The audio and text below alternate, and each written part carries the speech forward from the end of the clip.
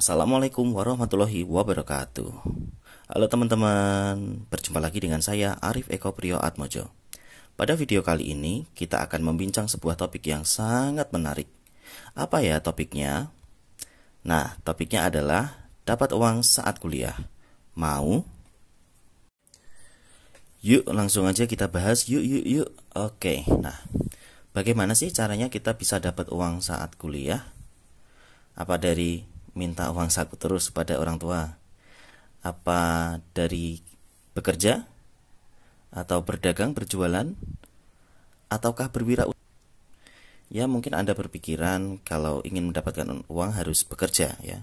Misalnya memberikan pelayanan les privat ya, mengajar, ataupun bekerja menjaga toko, atau juga bisa berjualan, berdagang, atau berwirausaha untuk membutuhkan modal. Tidak teman-teman, jawabannya bukan itu semua.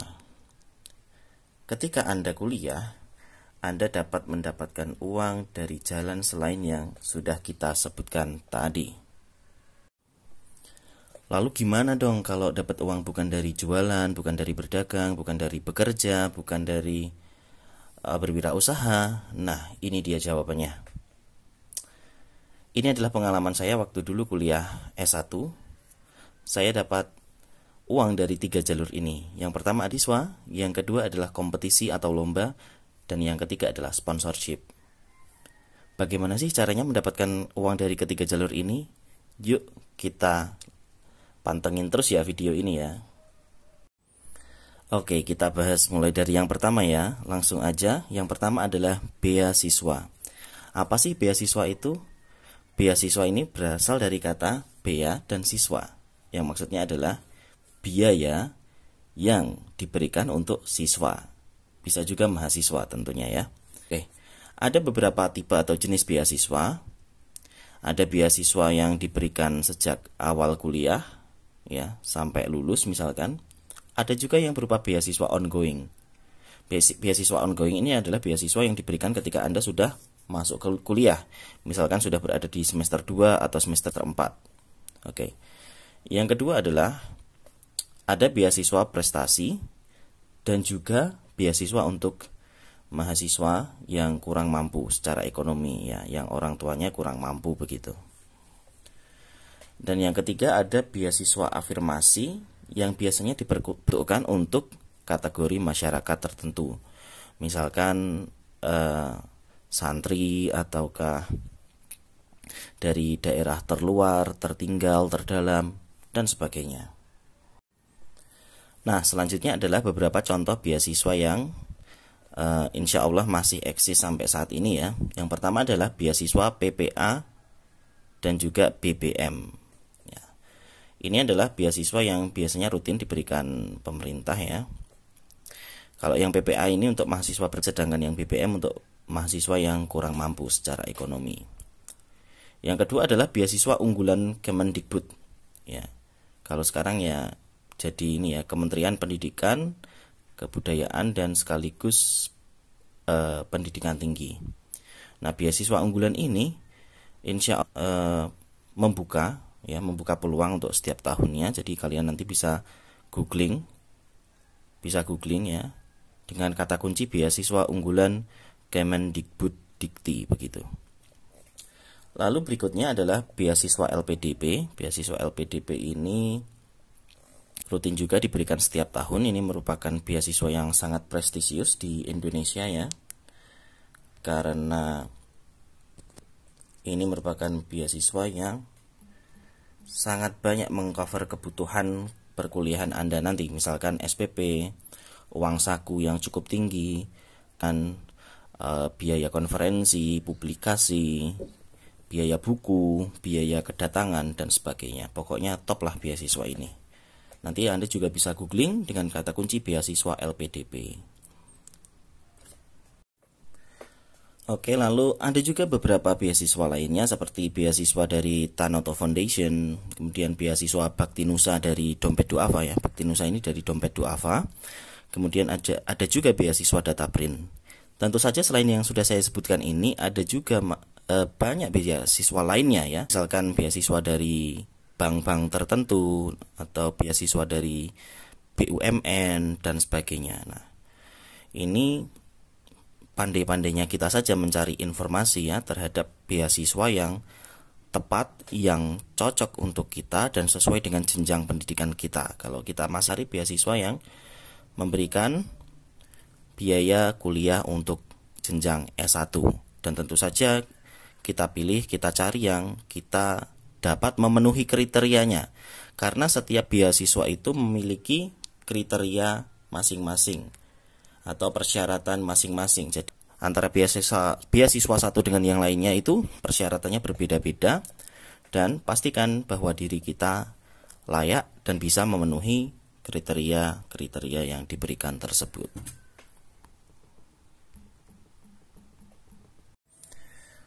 Oke, jalur kedua untuk mendapatkan uang saat kuliah adalah melalui kompetisi atau lomba ya.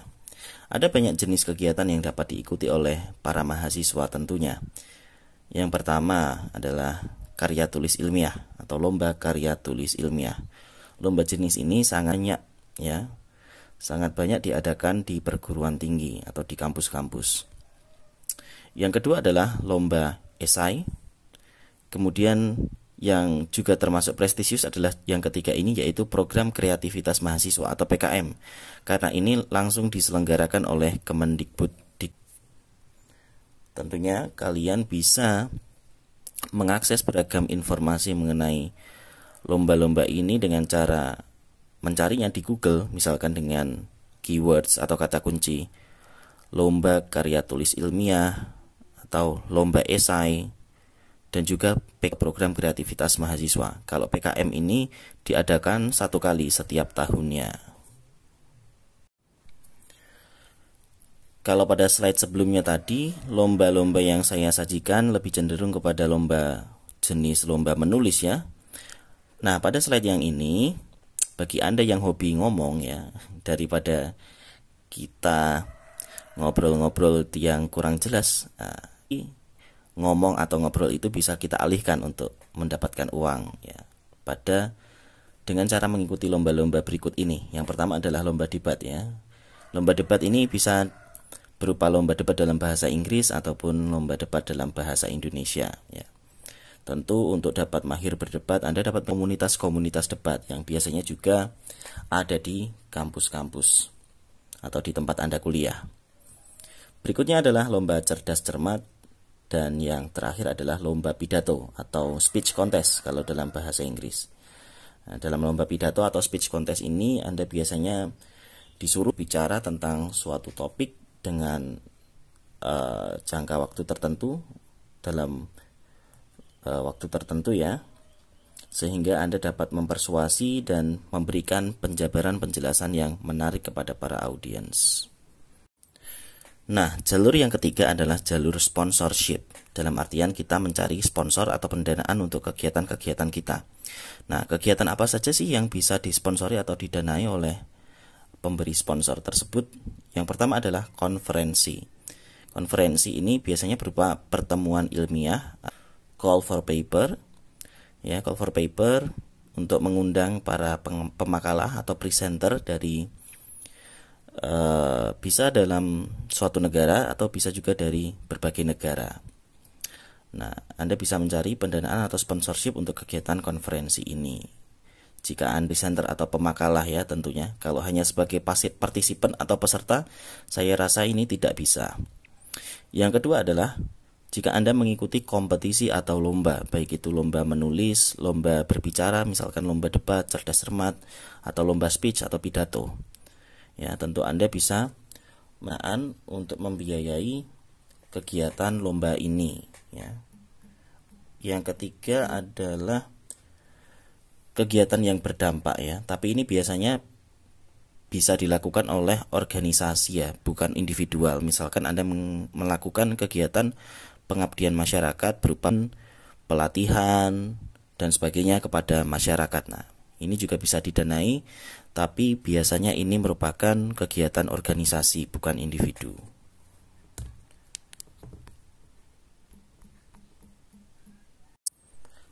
Nah, apa saja sih yang bisa didanai melalui sponsorship ini? Yang pertama adalah uang saku atau uang harian dan juga akomodasi. Akomodasi ini adalah tempat tinggal sementara atau menginap ya. Jika Anda lomba atau konferensi keluar kota atau keluar negeri, tentu saja Anda membutuhkan uang saku, uang harian dan juga uang akomodasi untuk dapat tinggal di penginapan ya. Yang kedua adalah biaya pendaftaran atau biaya kegiatan. Tentu saja Anda memerlukan biaya pendaftaran karena biasanya suatu kegiatan, konferensi, lomba, kompetisi itu gratis ya, memerlukan biaya entah itu berapa ratus ribu atau berapa juta begitu. Yang ketiga adalah biaya transportasi. Tentu saja untuk sampai ke lokasi konferensi, ke lokasi lomba atau kompetisi, Anda memerlukan transportasi. Apakah itu transportasi darat, laut, atau udara yang tentu saja biaya.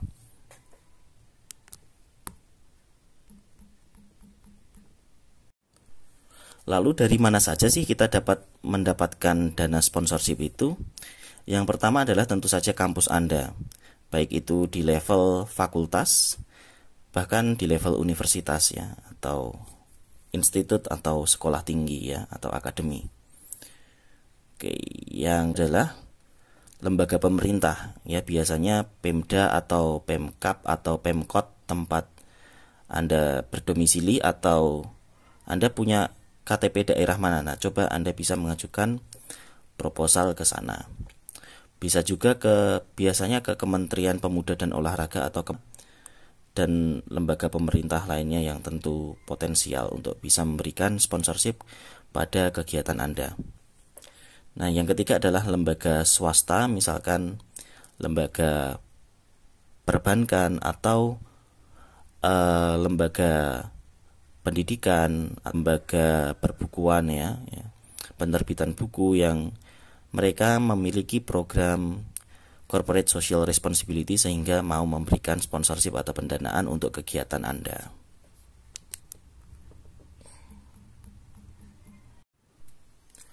Nah, untuk mendapatkan dana sponsorship itu tentu saja Anda harus membuat proposal ya. Proposal yang berisi beberapa hal berikut ini. Yang pertama adalah profil diri Anda. Anda bisa menjelaskan deskripsi diri Anda, profil diri Anda, biodata Anda, kemudian prestasi yang pernah Anda raih, dan pendidikan Anda, dan sebagainya. Yang kedua adalah rincian kegiatan, definisi atau deskripsi kegiatan itu, kemudian manfaat dari kegiatan tersebut, kontribusi dari kegiatan tersebut, dan juga jadwal kegiatan beserta biaya kegiatan tersebut. Dan yang ketiga atau yang terakhir adalah estimasi biaya. Estimasi biaya ini mencakup semua biaya ya, termasuk biaya pendaftaran, biaya kegiatan, uang saku, uang akomodasi, dan tentu juga uang transportasi.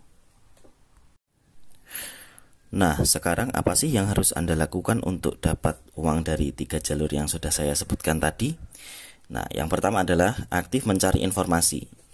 Anda dapat mencari informasi dari manapun, ya, dari orang, dari teman, dari internet, ya.